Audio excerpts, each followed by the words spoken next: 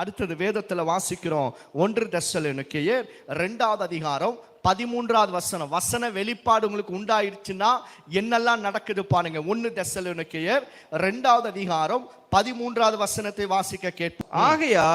ஆகையால் நீங்கள் தேவ வசனத்தை எங்களால் கேள்விப்பட்டு ஏற்றுக்கொண்ட போது அதை மனுஷர் வசனமாக ஏற்றுக்கொள்ளாமல் தேவ வசனமாகவே ஏற்றுக்கொண்டதினாலே நாங்கள் இடைவிடாமல் தேவனுக்கு ஸ்தோத்திரம் செலுத்துகிறோம். அது மெய்யாகவே தேவ வசனம்தான். விசுவாசிக்கிற உங்களுக்குள்ளே அது பலனும் செய்கிறது. இந்த வேத வசனம் நமக்குள்ள கிரியை செய்யும்.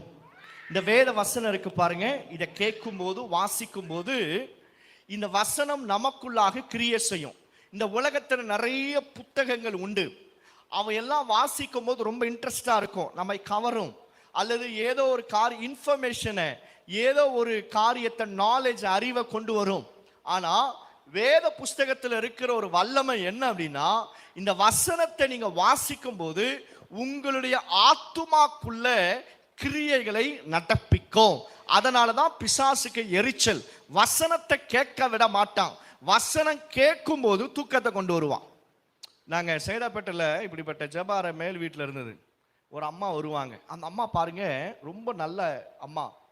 என்ன கேள்வி கேட்டாலும் அந்த ஊர்ல யார் வீட்டுக்கு எத்தனை பேர் வந்தாங்கன்னா கரெக்டா சொல்லிடும். யார் வீட்டில் கல்யாணம் நடக்க போகுதுன்னா கரெக்டா சொல்லிடும். யாருக்கு எவ்வளவு கடன் பிரச்சனை கரெக்டா சொல்லும். மத்தியானத்துல இத்தனை மணிக்கு அவங்க வீட்டுக்கு யாரோ ஒருத்தர் காலிங் பெல் தட்டினாரு, அவர் யாரு டீட்டெயில் சொல்லிடும். அவ்வளவு இதுவா இருக்கும். ஆல் இந்தியா ரேடியோ மாதிரி இருக்கும் அந்த அம்மா. ஆனா ஜபத்துக்கு வரும்போது உற்சாகமா ஜெபம் பண்ணணும். பாட்டு பாடும்போது கையை தட்டி எகிரி டான்ஸ் எல்லாம் ஆடி ஆராதிக்கணும். பிரசங்கம் ஒன்று வசனம் அப்படின்னு சொல்லி வந்த உடனே அந்த அம்மா தூங்க ஆரம்பிக்கும் பாருங்க.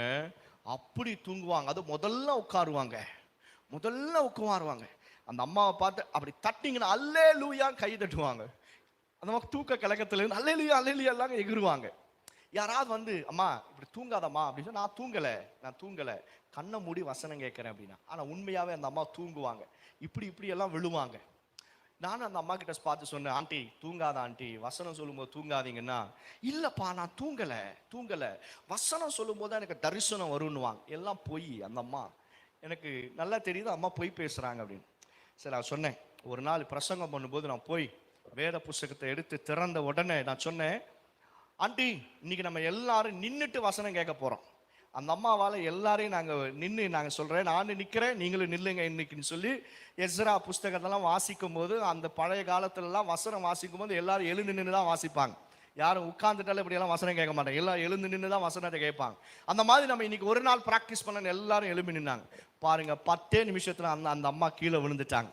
உங்களுக்கு ஒரு ரகசியம் தெரியுமா? அந்த அம்மாக்குள்ள ஒரு அசுத்த ஆவி இருந்தது.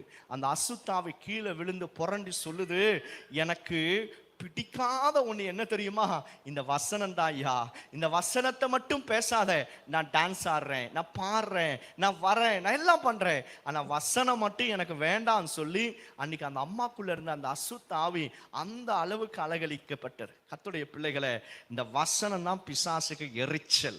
இந்த வசனம் ஏன் பிசாசுக்கு எரிச்சல் தெரியுமா?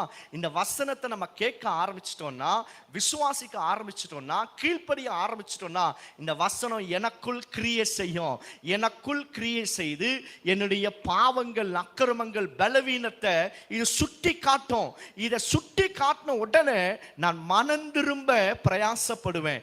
வசனம் நமக்கு மனம் திரும்புதலை கொண்டு வரும், பலனை கொண்டு வரும். ஆகையால தான் இந்த சத்ரு என்ன செய்யுமா? வசனத்தை கேட்க விடாதபடிக்கு நம்மை தடை செய்யும். இதே 1 தெசலோனிக்கேயர் 2ஆம் அதிகாரம் 13ஆம் வசனத்துல விசுவாசிக்கிற உங்களுக்குள் பலன் செய்கிறது. என்ன பலத்தை உண்டாக்கும்? பாவத்தை செய்யாதபடிக்கு, உலக ஆவிக்கு விரோதமாய் நிற்கவும், சத்ருவின் கிரியைகளுக்கு எதிர்த்து நிற்கக்கூடிய பலனை இந்த வேத வசனம் நமக்குள்ளாக உண்டாக்கும்.